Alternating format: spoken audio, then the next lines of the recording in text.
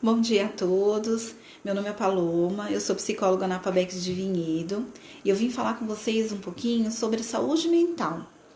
Nesse período de quarentena, nesse período de coronavírus, né, nessa fase tão difícil que a gente está vivendo hoje. Vou dar algumas dicas para vocês nos vídeos, o como que a gente pode criar ações que mantenham o nosso corpo, a nossa mente e o nosso espírito saudáveis. Uma dessas ações é em relação ao corpo. Na maioria das vezes, quando a gente está muito tempo em casa, a gente começa a repetir muito as nossas ações. Pelo que eu percebi, tem um monte de informações de, olha, mantenha a rotina, faça exercícios, né? Que são informações muito úteis para a gente incluir no nosso dia a dia. Algumas pessoas nem faziam exercício por falta de tempo. Então, hoje a gente tem um pouco de tempo maior dentro da nossa casa. Em relação ao corpo, e falando de deficiência, a maioria dos deficientes ou das pessoas um pouco mais idosas tendem a ficar sentados no mesmo lugar. Evite isso, né? O nosso corpo ele precisa de movimento. Então, respeite isso. Respeite o movimento do seu corpo.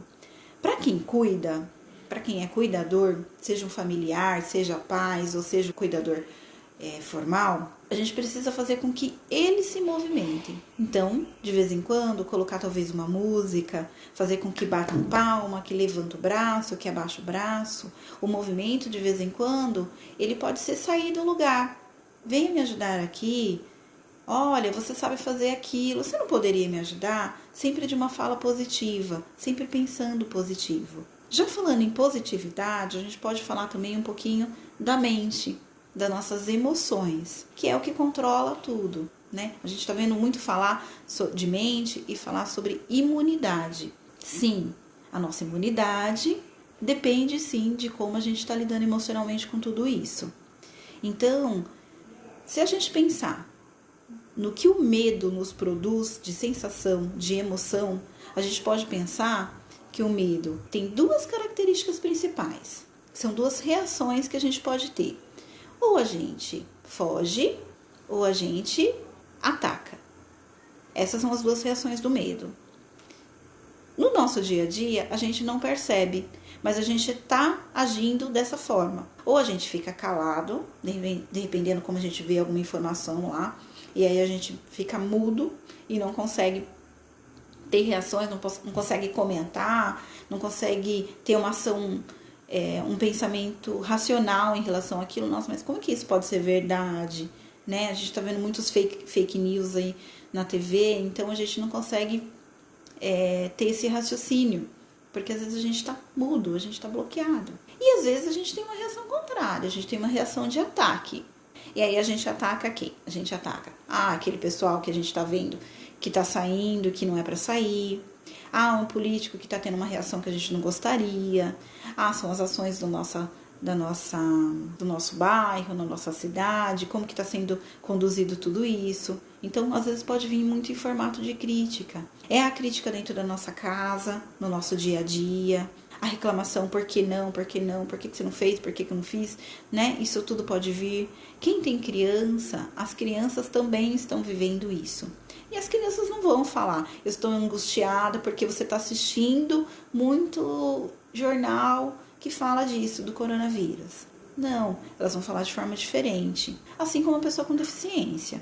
Ela vai ficar irritada, ela vai ter medo, assim como a gente, as reações emocionais dela vão ser diferentes, mas as sensações vão ser as mesmas. Então, buscar um pouquinho como que eu estou reagindo ao meu medo. Que estamos com medo? Todos nós estamos com medo.